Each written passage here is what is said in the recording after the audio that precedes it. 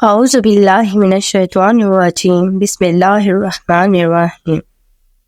السلام علیکم ناظرین، ہماری آج کی یہ ویڈیو حضرت موسیٰ علیہ السلام کے بارے میں ہے۔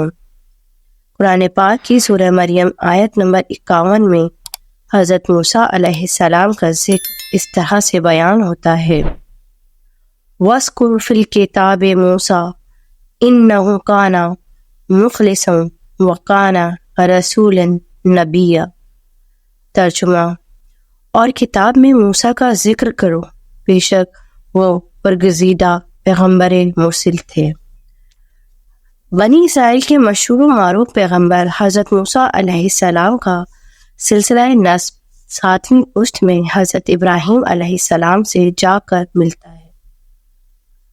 موسیٰ بن عمران یا عمران بن قہاس بن لاوی بن حضرت یعقوب علیہ السلام بن اسحاق علیہ السلام بن حضرت ابراہیم علیہ السلام۔ آپ سے بڑے بھائی حضرت ہارون علیہ السلام جو خود بھی پیغمبر تھے، اور ایک بہن مریم تھی۔ آپ کا ذکر قرآن پاک میں تمام پیغمبروں سے زیادہ آیا ہے۔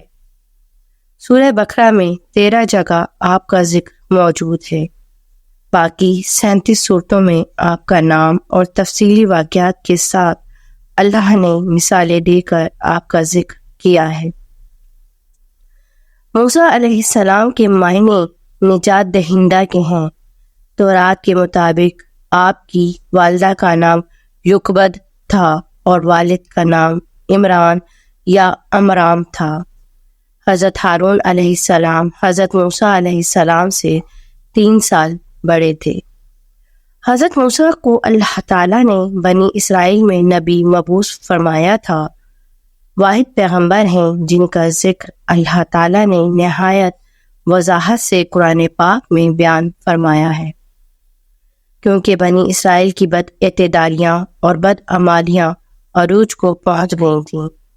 یہ قوم اور ان کا بادشاہ نہایت ناشکرے، سرکش، ظالم، بد عہد، کفر و الحاد میں سر تپا ڈوبے ہوئے تھے۔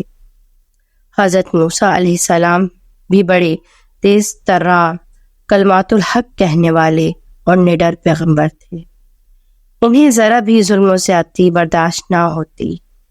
ایک کپتی کو اس بنا پر آپ نے قتل کر دیا کہ وہ ایک کمزور پر ظلم کر رہا تھا۔ اس زمانے میں مصر میں جادو اور بت پرستی کا دور دورہ تھا۔ حضرت موسیٰ علیہ السلام صاحب شریعت، نبی اور رسول تھے۔ آپ پر اللہ تعالیٰ نے تورات نازل فرمائی۔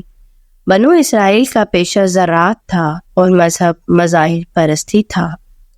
حضرت یوسف علیہ السلام کی وفات کے بعد 1780 قبل مسیح میں مصر میں عبرانی اقوام اور پھر سے آباد ہو گئی تھیں، اور حضرت یعقوب علیہ السلام کے 12 بیٹوں سے 12 قبیلے کی نسل بڑی اور بھاری تعداد میں آباد ہو گئی تھی، اور بت پرستی عروج پر تھی۔ ان کا سب سے بڑا دیوتا آمان رائے سورج کا دیوتا تھا۔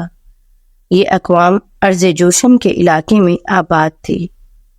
مورخوں نے فرعون مصر کے بارے میں مختلف نام درج کیے ہیں، مگر حضرت موسیٰ علیہ السلام اور رامسیس دوم فرعون مصر کے دور میں پیدا ہوئے۔ باحوال Social and the Religious History of the Jews by S.W. Baron Volume 1۔ اس نے 67 سال مصر پر حکومت کی اور 100 سال کی عمر میں مرا۔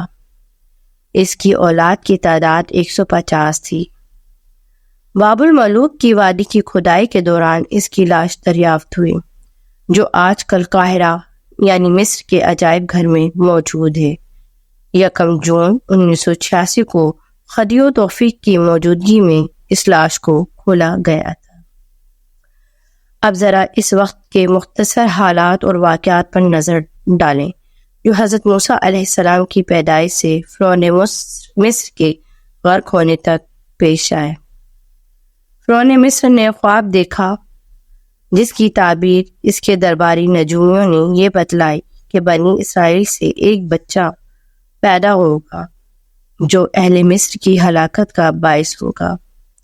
فرعون نے بنی اسرائیل کی نومولود لڑکیوں کو زندہ چھوڑنے اور لڑکوں کو قتل کرنے کا حکم دیا، مگر خدا کی قدرت دیکھیے کہ یہ حکم فرعون نے 1 سال ناغے سے دیا تھا، جبکہ حضرت موسیٰ علیہ السلام پیدا ہو چکے تھے۔ 3 ماہ تک ماں نے ممتا کے ہاتھوں انہیں چھپائے رکھا۔ اس بارے میں اللہ تعالیٰ نے حضرت موسیٰ علیہ السلام کی والدہ کو القا کے ذریعے دودھ پلانے کا حکم دیا تھا، جس کا ذکر سورہ القصص کی آیت 7 میں موجود ہے، اور انہیں ایک صندوق میں رکھ کر دریا میں بہانے کا طریقہ بھی بتلا دیا تھا۔ ماں نے ایسا ہی کیا اور ساتھ ہی اپنی بیٹی مریم کو ہدایت کی کہ وہ دور سے اس کے صندوق پر نظر رکھے، یہ کہاں جاتا ہے اور کون اس بچے کو حاصل کرتا ہے۔ اس نے ایسا ہی کیا اور واپس آ کر نہ صرف یہ بتلایا کہ وہ صندوق بہتا ہوا فرعون مصر کے باغ والی نہر سے محل میں داخل ہوا، بلکہ یہ بھی بتلایا کہ میں نے فرعون کی بیوی آسیہ کو لونڈیوں کے ذریعے یہ بھی سمجھا دیا ہے کہ اگر اس بچے کو دودھ پلانے والی عورت کی ضرورت ہو تو میں اس کو بھی حاضر کر سکتی ہوں۔ اور پھر ایسا ہی ہوا۔ حضرت موسیٰ علیہ السلام اپنی والدہ کے دودھ پر فرعون کے محل میں پرورش پاتے رہے۔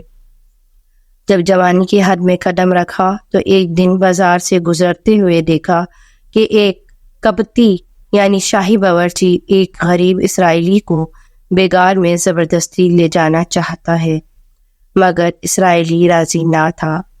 آپ نے مداخلت کی، بات بڑھ گئی۔ آپ نے قبطی کو غصے میں ایک مکہ مارا اور وہ مر گیا۔ آپ گرفتاری کے خوف سے پریشان ہو گئے۔ آپ پر یہ ظاہر ہو چکا تھا کہ وہ بنی اسرائیل میں سے ہے۔ اس جذبے کے تحت یہ قتل ہو گیا تھا۔ پھر آپ نے مصر سے ہجرت کا قصد کر لیا تو آپ کو مدین ہی محفوظ ٹھکانہ لگا، جو مصر سے 8-10 منزل کے فاصلے پر تھا، اور یوں وہاں قوم بنی اسحاق علیہ السلام کی ایک شاخ تھی۔ وہاں پہنچ کر آپ نے کچھ لوگوں کو ایک کنویں کے پاس بہت سے مال مویشی کو پانی پلاتے دیکھا۔ پھر ایک جانب نظر گئی تو دیکھا کہ نوجوان لڑکیاں سہمی ہوئی تھیں، حسرت و یاس کی تصویر بنی مویشیوں کے ساتھ کھڑی ہیں۔ ان کو کوئی بھی پانی پلانے کی باری نہیں دے رہا۔ آپ نے یہاں بھی سرکشی اور ظلم ہوتے ہوئے دیکھا تو لڑکیوں سے پوچھا کہ تم اپنے جانوروں کو کیوں آگے بڑھ کر پانی نہیں پلاتی؟ تو انہوں نے جواب دیا، ہمارا والد بہت ضعیف اور کمزور ہے، ان لوگوں کا مقابلہ نہیں کر سکتا۔ جو پانی بچ جاتا ہے تو ہم جانوروں کو آخر میں پلاتے ہیں۔ یہ سن کر آپ کو غصہ آ گیا۔ آپ نے آگے بڑھ کر ایک بھاری ڈول سے پانی نکالا اور تمام جانوروں کو پلایا۔ لوگ ان کی طاقت اور شان کو دیکھ کر مبہوت رہ گئے اور کوئی آگے نہ بڑھا۔ لڑکیاں ریوڑ لے کر جب گھر پہنچیں تو والد نے آنے کا سبب پوچھا۔ انہوں نے سارا ماجرا سنایا تو والد نے مہمان کو فوراً گھر لانے کو کہا۔ وہی بڑی لڑکی آپ کو لینے آئی جس نے آپ سے بات کی تھی۔ حضرت موسیٰ علیہ السلام بھی قیام و طعام کے متعلق ایک درخت کے نیچے بیٹھے سوچ رہے تھے۔ پیغام ملنے پر لڑکی کے ساتھ چل دیے۔ کچھ راوی کہتے ہیں کہ یہ شیخ بصری تھے اور کچھ راویوں کا خیال ہے کہ یہ حضرت شعیب علیہ السلام تھے، کیونکہ حضرت شعیب علیہ السلام کا دور 16ویں صدی قبل مسیح ہے اور حضرت موسیٰ علیہ السلام کا دور 1533 قبل مسیح ہے، یعنی چند دہائیوں کا فرق ہے۔ لہٰذا قریوں قیاس یہی ہے کہ حضرت شعیب علیہ السلام ہی تھے، اور حضرت شعیب علیہ السلام کو اللہ تعالیٰ نے قرآن کریم میں کمزور اور ضعیف کے نام سے یاد کیا ہے۔ ان کی عمر 882 سال تھی۔ بیٹی کا نام صفورہ تھا۔ انہی کی سفارش اور کہنے پہ حضرت موسیٰ علیہ السلام کو اجیر رکھ لیا گیا اور ریوڑ چرانے کا معاوضہ اور حق مہر کے عوض بیٹی صفورہ کا عقد ان سے کر دیا۔ 8 سال کا عرصہ معاوضہ ٹھہرا تھا اور 2 سال مزید مہر کا معاوضہ قرار پایا۔ راویوں کا کہنا ہے کہ مدت پوری ہونے پہ صفورہ اور حضرت موسیٰ علیہ السلام کا عقد ہوا تھا۔ ابھی مدت پوری ہونے میں کچھ عرصہ باقی تھا کہ ایک دن آپ گھومتے ہوئے وادی سینا میں چلے گئے۔